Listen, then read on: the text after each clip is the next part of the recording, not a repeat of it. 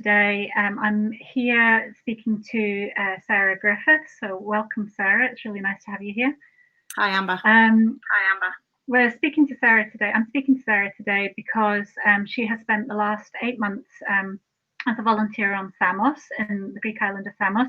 And over the last 48 hours, we've heard some sad news from Samos that the first cases of COVID have been confirmed in the camp. And also last night there was a small fire in the camp as well, which caused us all to our hearts to leap after what happened in Lesbos. So I wanted to catch up with Sarah about what's happening in Samos and to hear from her firsthand about the situation over there. So welcome, Sarah, and welcome to everybody that's joining us online. If you do have any questions for Sarah, please put them into the chat in the Facebook Live. So perhaps you could start, by all means, give yourself a little introduction, but perhaps you could start what you've been doing in Samos for the last 8 months and a little bit about the situation there up until about 48 hours ago, the conditions in the camp, how many are in the camp, and the kind of services being offered. Sure. Well, my background was actually in disaster relief, and I've done that since 2004, going back to the Asian tsunami. And in 2015, I decided that the refugee crisis on our doorstep was too important to ignore. So I got involved firstly in Calais and Paris, and then I went to northern Greece because I wanted to sort of trail it back to see what was happening. Worked on a camp there in northern Greece, or two actually, one for 6 months and then one for 15 months. Where we met for the first time. Yes, we did on that very first one in Alexandria, and that was of course when the border closed with Idumini, and all those military bases were filled up with refugees that were scared and frightened and didn't know what was going to happen to them. So then we wheel on to towards the end of last year, and with the encouragement of a friend of mine, Daniela from Germany, I went to Samos to have a look at what was going on. And I went 3 times towards the end of last year. And then in January this year, I came out for initially 6 weeks. And then I got stuck with COVID. And then I got stuck with filling in for other people while they were going on breaks, which made sense to have some continuity. So the situation currently in the camp on Samos, there are roughly about 5,000 people there now. When I first arrived in January, there were nearly 8,000. And so quite a few have been moved off the island into Athens and then further either to country or to other camps on the mainland. Most of those not satisfactory, as we well know. The situation on the camp is that Vathy lies just at the back of Samos town, and it rises up a steep mountain. The circumstances are very difficult when it rains, for example. The mud comes down the mountainside in a torrent. Some of the shelters are perched on very precarious little wooden mud shelves that people dig out for themselves. The people of the camp have food from the military, which, as we know traditionally, going back to 2015, is utterly vile. There's not enough of it. Very oft times it's mouldy, and sometimes you can't even find out what it is. You peel back the top and you don't actually know what it is. The smell of the food when they're opened is always the same, like school dinners, but worse. And the fact that grown people have to eat this stuff on a daily basis is obviously really difficult for some of them.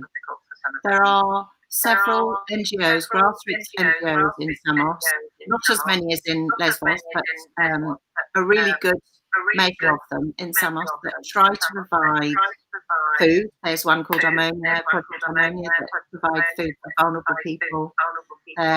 There's another one that started up that's trying to provide food for little children, aged 3 to 9. The malnourishment on the camp is obvious for some people. Obviously, some of the refugees and asylum seekers have money, others of them have nothing. As of the 1st of September, the allowance for an individual person went from €90 to 75, and that's a month. not a week, as I've been told on several occasions in Samos by Greek locals, that they actually get €400 a week, and that's not true at all. The other circumstance on the camp, for example, toilet situation is really bad. Some of those are provided by NSF, but the queuing for the toilet, some people live a long way away. Women and children are frightened to go to in the night. There are about 14 different nationalities that live on the camp, and they tend to gather in little groups together. So you'll have a Syrian area, and then you'll have a Congolese area and a Ghanaian area.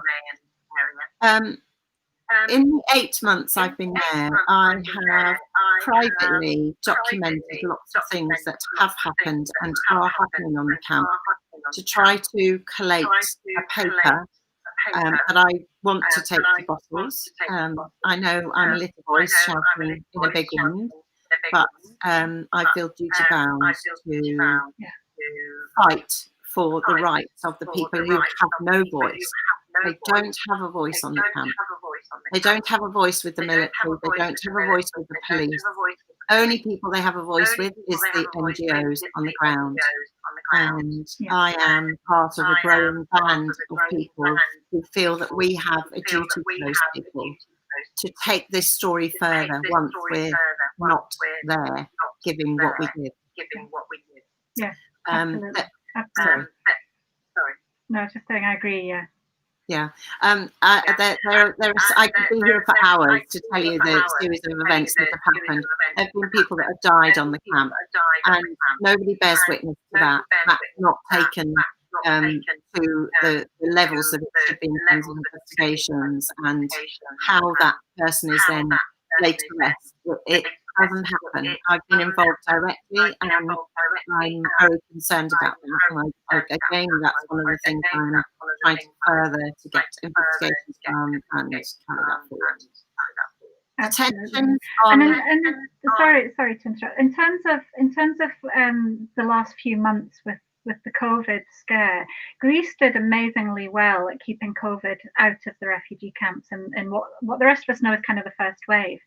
But more recently, especially since they opened up to tourism again, they saw a lot more cases, and now the camps are now getting cases of COVID. So in the last 48 hours, we heard that the Samos Vathy camp has now got cases of COVID.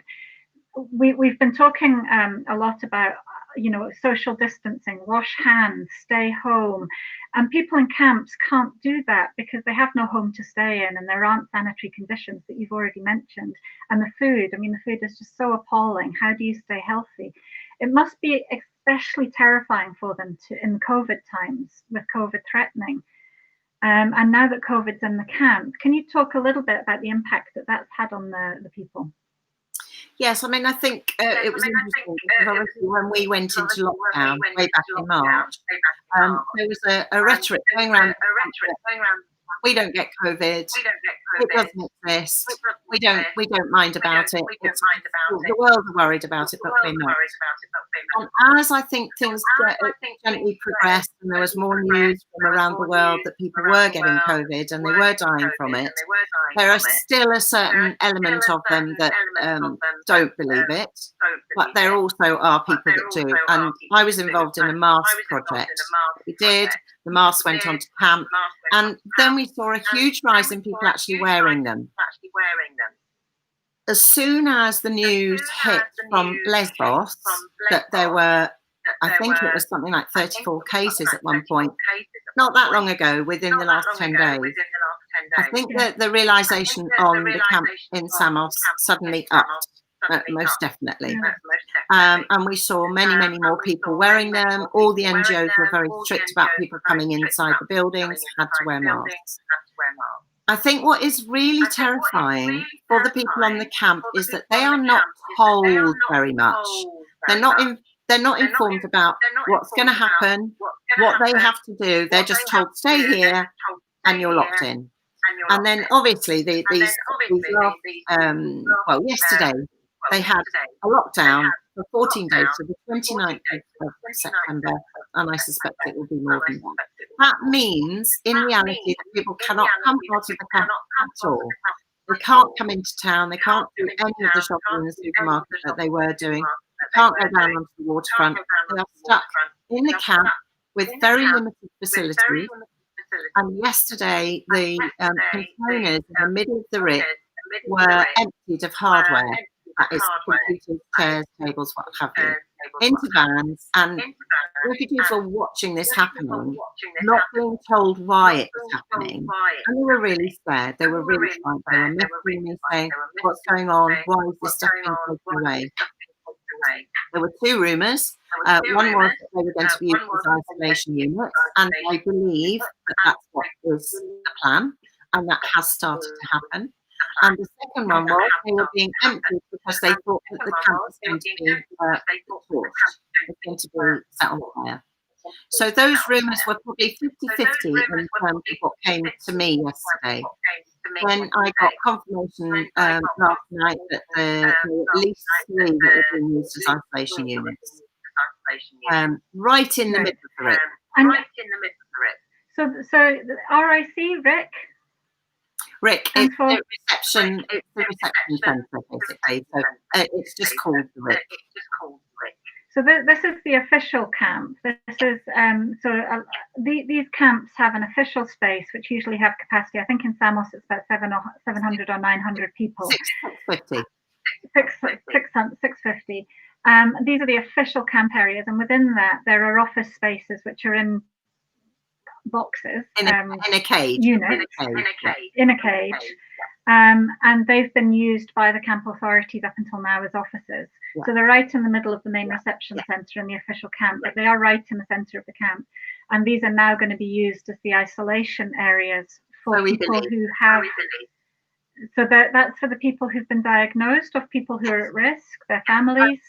At the moment, all I know is that there are up to 4, and I think possibly more today, that are in there isolating, that have been tested positive. So it's for the people tested positive. And do you know what's happening for more testing? Because obviously those people who have now tested positive have been in the camp. It is a very closed environment, so the spread is very, very possible and likely. What's happening about testing for everyone else? It all seems to be very random. I don't know any facts about testing at the moment. I've noticed this morning that one person thinks they're a family of 10 who have tested positive. I have no confirmation of that true, but that's the message that I've been getting this morning. And in all honesty, I would be amazed if it stays 3 or 4, given how close the proximity is of people living together. I can't believe that it could stay those low figures. And I mean, that in itself causes anxiety because people don't understand what's happening. Some people weren't even aware that there were people infected. So I think that the kind of scaremongering of rumour and facts that are not corroborated going around doesn't help with tension. And then last night, the tensions reached a high level when a fire was spotted right above the RIC. It wasn't in the camp. It was right up the mountainside. It right up very, very steeply with trees and shrubs. And of course, there's been no rain in weeks, even months. And so that will have gone up very fast. Luckily, the fire brigade contained it. It took about 2 hours, and then I believe they put it out completely. But the interim period of fear was tangible, and I'm not even there. Yeah, really scary. I know. We were messaging last night, let's face it, and after what's happened in Moria, everyone was waiting for a fire in one of the other camps. And someone has put the question as, do you think that the people in the camp, in Vathy camp, potentially see burning the camp as a way to get off the island? Is it something that might happen in desperation? I think that given what's happened in Lesbos, and there's been an awful lot of rhetoric around that, why it might have happened, we might have done what nothing's been proven yet. But if there is a situation where the camp is set on fire and people think that is a possible way to take them off the island, then it doesn't have rocket science to work out that is a possibility. I truly hope they don't do that, and that there are enough now back in the drum that will hopefully make the difference to make the evacuation of the island be a reality and soon. Yeah. Anybody has any ideas of prior to anything that is in an area such as Victoria, the wind, the dryness, it's so difficult to contain something like that. And then you are putting people in serious danger of death on a big scale. And I would support anybody that remotely thinking that. We know that you're suffering. We know that well, and we are fighting as hard as we can. But please don't do that. That's all I would appeal to people. Yeah. Absolutely. Yeah, absolutely. Okay, that's great. We are struggling with your sound today. Oh no, sorry about that. It's not been a struggle. We've had a couple of comments saying that it's quite bad feedback and we're hearing everything twice, but I know that we tried our best before the meeting, but I can hear you, so hopefully the recording's safe. Okay. If we look to the future, sort of I don't think any of us has a crystal ball, but what are the watch outs for the next few days, the next couple of months? Well, certainly for the next few days, I think, and I've had messages from NGOs that are on Samos that really want to sort out the food situation, because obviously if they can't add to the food that they're getting from the army by going shopping, then it would be really good if people can step up to help fill that gap. Because as we all know, that's not nutritious on any level at all.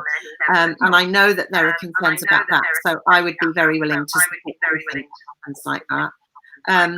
I think the main thing is for everybody to keep calm, and I really appeal to the authorities to be honest with the people on the camp and tell them what is happening, because the amount of messages I get with what's going on, I don't know anything, I don't know what to do, I don't know what to say in my tent, I don't know whether to go out, you know, and the confusion is high. And with confusion comes fear, and with fear comes danger. And those things are not good in this situation. We need to care for the emotional and mental well-being of these people.